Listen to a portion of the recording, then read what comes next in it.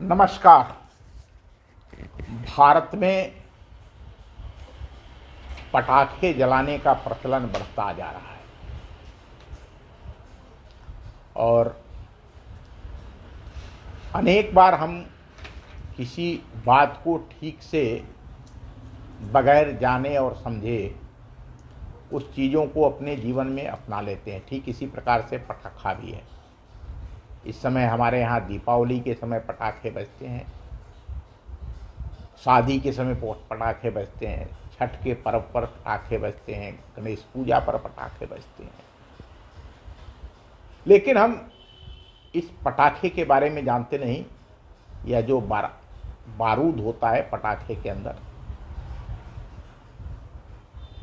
वह बारूद और पटाखा इस देश के अंदर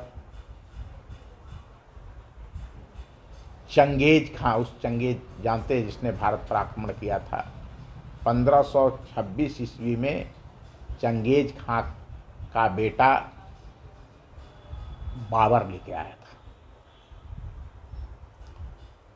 प्रोफेसर रस बुक विलियम्स की पुस्तक an empire builder of the 16th century page 111 और बाबरनामा के अनुसार इस बारूद की खोज बाबर की सेना का उस्ताद अली कुली ने किया था।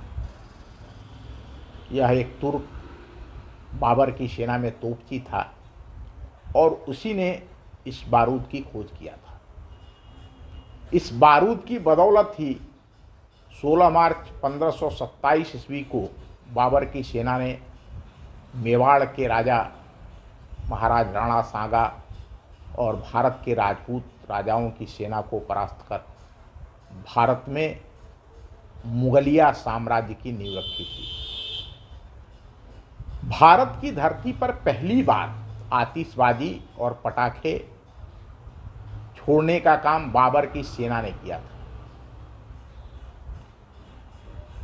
हमको हमारे राजाओं को परास्त करने के बाद, पराजित करने के बाद, धूल चटाने के बाद बाबर की सेना ने ये पटाखे जलाए थे।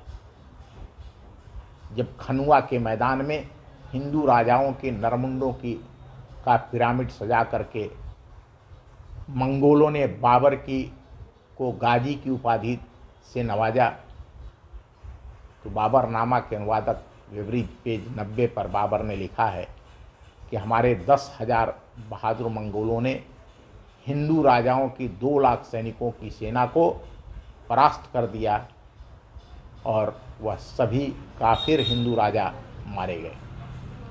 वैदिक सनातन हिंदू धर्म में आतिशबाजी और पटाखे बजाने की परंपरा कभी नहीं रही है।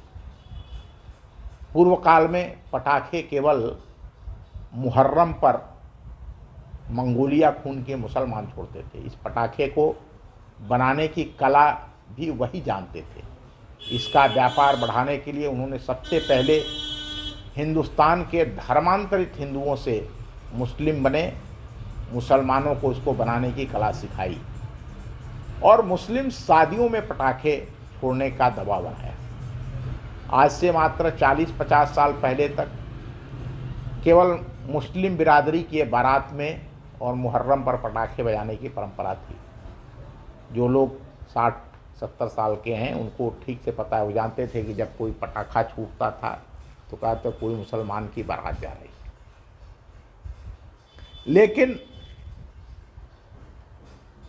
जब मुस्लिम कट्टरता का प्रभाव बढ़ा तब भारत के सभी मुसलमानों ने पटाखे बजाने शुरू कर दिए, जिसकी देखा देखी कुछ नासमझ राजपूतों ने अपने पूर्वजों के अपमान को ताक पर रख करके और हिंदू शादियों में पटाखे छोड़ने की परंपरा को शुरू कर दिया। दीपावली और छठ जैसे पवित्र पर्वों पर आतिशबाजी करना, पटाखे बजाने की परंपरा कभी नहीं रही। यह तो सरासर अपने पूर्वजों का घोर अपमान और मुगलों की दास्ता पुरता को महिमा मंडित करने की बात है। हमारे यहाँ सदैव से शंख, घंटा, घड़ियाल, नगाड़े बजाने की परंपरा रही है। जो हमारे मंगल वाद्य हैं इनसे किसी भी प्रकार का प्रदूषण नहीं होता है। हमारे इन वाद्यों के बजने से जो विषाणु हैं, कीटाणु हैं वातावरण के अंदर, वो नष्ट होते हैं। जबकि पटाखे बजाने से हमारा वातावरण प्रदूषित होता है, हमारी वायु प्रदूषित होती है। जब पटाखे छूटते हैं तो उन पटाखों से जो शेष प्राणी हैं, हमारे गाय हैं, बछड़े हैं या घोड़े हैं, जो भी है, उनको भी कष्ट होता है। और विशेष रूप से जो वृद्ध हैं, बीमार हैं, बच्चे हैं, उनको भी कष्ट होता है। आइए हम सब मिलकर के इस अभियान को आगे बढ़ाएं और भारत में पटाखे को छोड़ करके एक सकारात्मक ऊर्जा प्रदान करने वाले शंख, घंटा, घड़ियाल, नगाड़े बजाने की परंपरा को पुनः आरंभ करें। धन्यवाद, नमस्कार।